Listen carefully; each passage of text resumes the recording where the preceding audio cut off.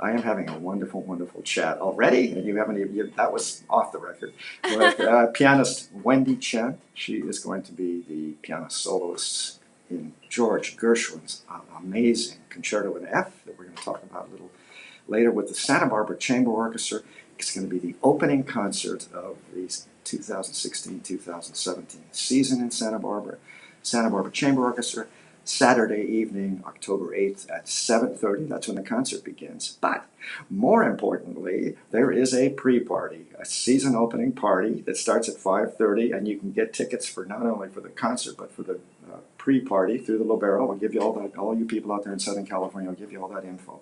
But I can tell you, all of you watching and listening, the Santa Barbara Chamber Orchestra gives the best parties ever.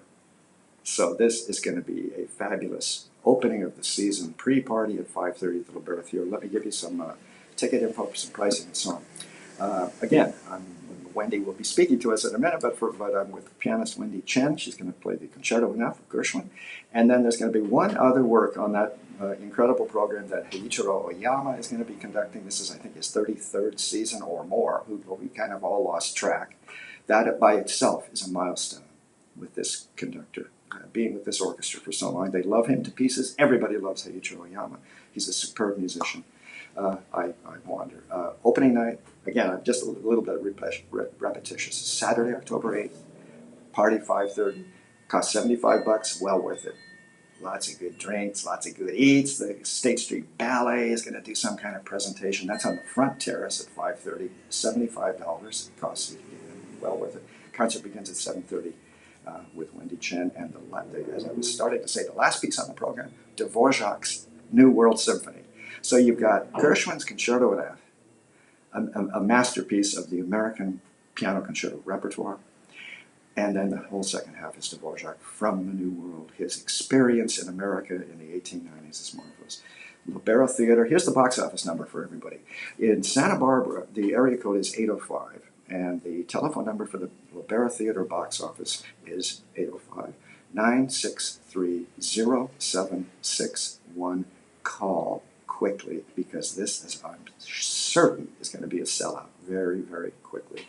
And the Chamber Orchestra uses the term roaring into life for the 2016-2017 season, and they are not kidding. Okay, tickets, you can get all that information. Tickets for the concert at 7:30 are $54 and $64. It's a deal. You can buy all of this on the website for the Libero Theater in downtown Santa Barbara, the historic Libero Theater, at www.sbco.org. Look at how patient Wendy Chen has been. Let's get going. You debuted as a young pianist at the age of 15 with the Los Angeles Philharmonic Orchestra, Andre Previn. Your world has been going gangbusters ever since, performances all over the place. As Maestro Oyama has said, the beauty of your great talent is that you're a superb chamber musician, you're a superb piano soloist, you're playing the solo repertoire, and a superb concerto soloist. So you've got it all. I asked you off camera, but just tell everybody, I kind of wonder, all this moving around, a big worldwide career. Apparently you have settled a bit. You are in Arizona, in Phoenix, right? That's correct, yes. After decades of performing and running around the world and 5 months away at a time, living on an airplane and from a suitcase, I'm kind of at the farm now. That's good, and I guess the part of a wonderful career is that you travel a lot. It's hard to settle down, Yes. find out who you are. Really, I guess Phoenix is a good place to do that. Can you remember? You've been working with Heiichiro Oyama for several years now, making chamber music together. You played with the Santa Barbara Chamber Orchestra some years back. I dare not try and remember how many years back. So this is going to be a great homecoming. But can you remember those first couple of musical collaborations that you had with conductor, violist Heiichiro Oyama? I cannot remember a time where I have not known Heiichiro. That is our history, and it's been so interwoven and so organic and spanning over, I would dare say, decades. Mm-hmm. um, as you said, within chamber music, as a soloist, as a collaborator. We've actually played in chamber music together, and he's always been so generous to continuously support me and invite me to be a part of his musical world. And I'm just ever appreciative, even though I would even say that I'm sort of in my broadcast years, honestly. And so, That sounds good, but I think I get you. yes, I mean, our line of work has changed quite a bit since I've known, and certainly people before myself. And it's different, but I think that with the people that I do hold dear, that I've met over so many decades, that you continue to want to make music together and find that meaning and depth that we value. And let's just talk about depth in terms of Heiichiro Oyama, working with Oyama. Yes. Give me the magic. I've watched it for many, many decades now. It's the brilliance of his musicianship, the uncompromising musicianship.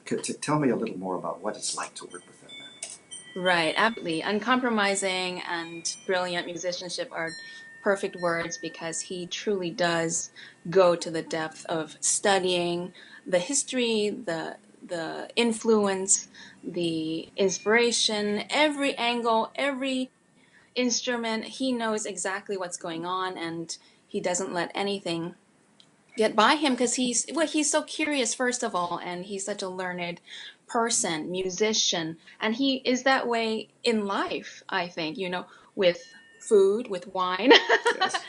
everything. He's just curious and interested, and I think that keeps one very you know intelligent and learning and forward moving. And Absolutely. he knows exactly what he wants. Yes, It's absolutely. very, very clear.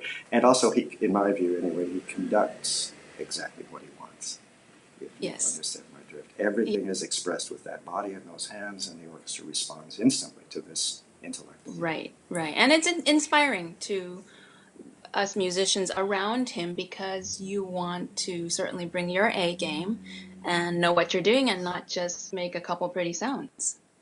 Exactly. Let's talk about some pretty sounds.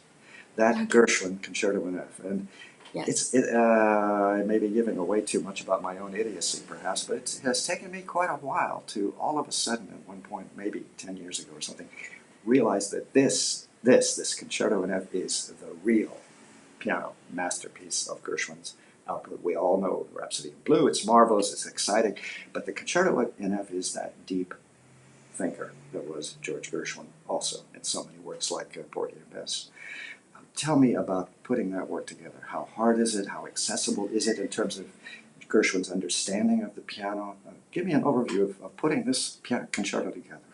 Absolutely. Well, the brilliance of the Rhapsody in Blue is what influenced the birth of the concerto, actually, because the great director conductor Walter Damrosch was at this performance, right? I Mm. believe in New York City With in 1920. the jazz Yeah, band, and the whole thing. that evening, and he was there and so blown away by this Rhapsody in Blue premiere that he commissioned this future concerto in F, which he gave him within 1 year to come up with. So by 1925, and talk about roaring. I mean, you have the Roaring Twenties, and you between the two world wars. I mean, it's kind of an epic time in our history here and the world. Um, and then I believe that, of course, the era of jazz and that coming too. And you have the influence in the three movements, first of all, that it's so classically structured while being pseudo jazz for us classical musicians. You have in the first movement just the influence of the Charleston, the dance. Now you have cars coming into the fore. And so now jazz is being born. And the second movement is a true blues movement.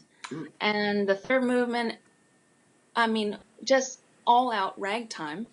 And in a way, it's sort of the only chance that I, as a classical musician, get to pretend I play jazz. And it's just such an incredible piece. And there's so much more of the structure. The Rhapsody in Blue, obviously, in one movement and about 20 minutes long. And this is about 30, and a much bigger work. Preparation, yes, a tiny bit trickier. Hmm. Just a couple licks here and there that one Uh, has to just sort of, get right. The Rhapsody in Blue in my memory now that actually I have to play next summer. A little bit more straightforward, hmm. and but not easy by any means. And Gershwin was a great pianist, and so I believe he probably wrote whatever he could do. And I think the concerto was originally for two pianos, and then he had to orchestrate it thereafter, just in a very quick amount of time, also for this commission to be ready by 1925. Just a whirlwind of a piece, and just considering all the world events, just an incredible amalgamation, really, of the times.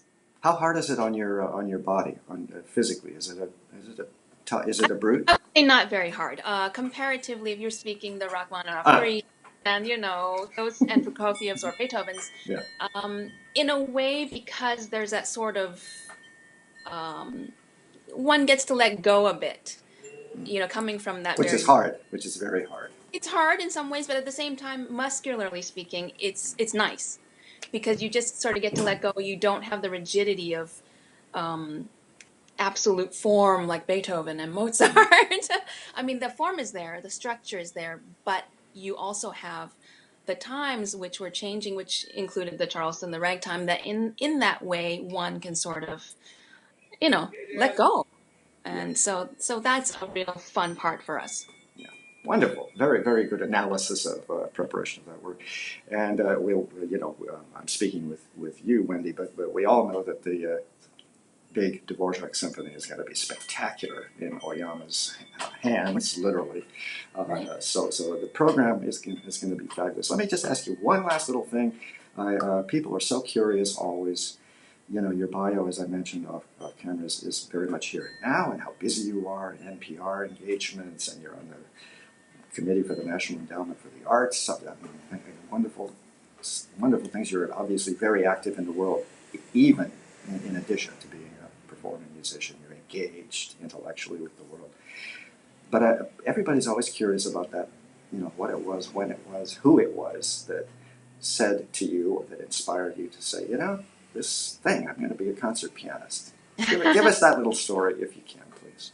Oh, well, thank you for all the kind words. I think it was quite organic for me, the process. There was no true aha moment. It was something in my life that I seemed to always take to very naturally.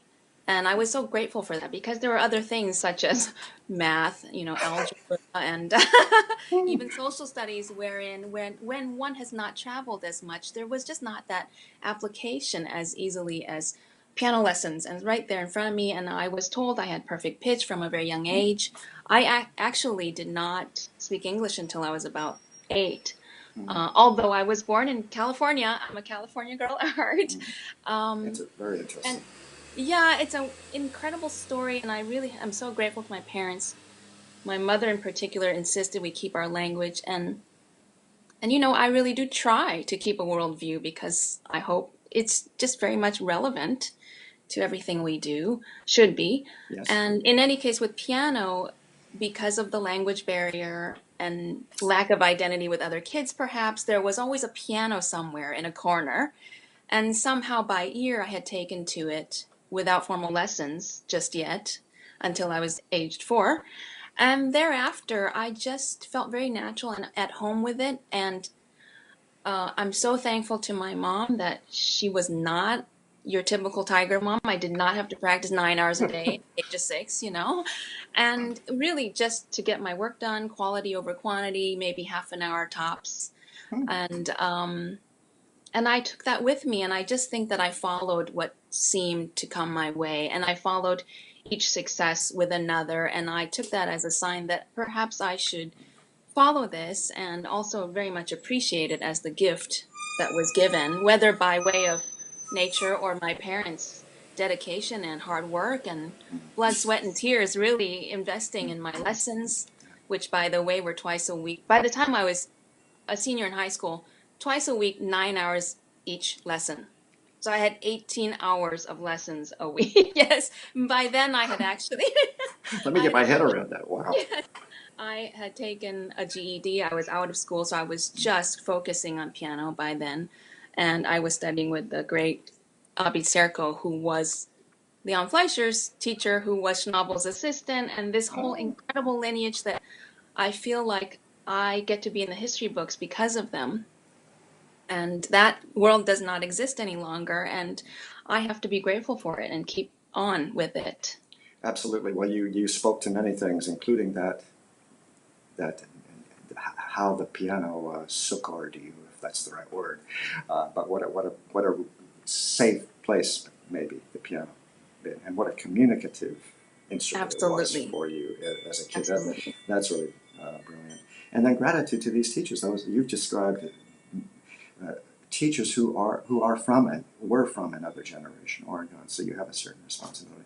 Well, it's been absolutely great. We could chat forever, but of course, people have about 3 minute attention span. So I'm going to, Wendy, if you'll just give me a moment, I'm going to try this time to be a little more coherent and concise in the information that everybody in Southern California watching this needs to know. Santa Barbara Chamber Orchestra, really one of the most wonderful professional chamber orchestras, certainly on the West Coast, certainly. Conductor Heiichiro Oyama, a marvel to watch. The intensity of his intellect, the beauty of his conducting, the superb results he gets from musicians. Santa Barbara Chamber Orchestra season opening concert for 2016-17 in the historic Libero Theater in downtown Santa Barbara. The program begins at 7:30. There is a kick something or other party at 5:30. I know it's going to be a wonderful party, and there's nothing better than having a party and then going to the concert. But 5:30 is the party, 7:30 is the concert. Concerto in F, George Gershwin, Wendy is going to be performing. Symphony Number 9 from the New World of Dvorak is the second half of the program. Libero Theater box office, let me give you that telephone number. The area code is 805 in Santa Barbara. Telephone number for the box office is 963-0761. You can buy tickets for the concert and for the party if there are any tickets left. Or go to the Libero Theater website. It's www.libero.com. And have a look. And of course, go to the Chamber Orchestra site. It's very simple, sbco.org. And you can see this lineup for this year. It's magnificent this season. Wendy Chen, many, many thanks for giving me a few minutes from Phoenix, Arizona. A great delight. I'm really looking forward to seeing and hearing you play Gershwin's Concerto in F on Saturday, October 8th in the Libero Theater. Thanks. Thank you, Dan. Appreciate it. Bye. Bye.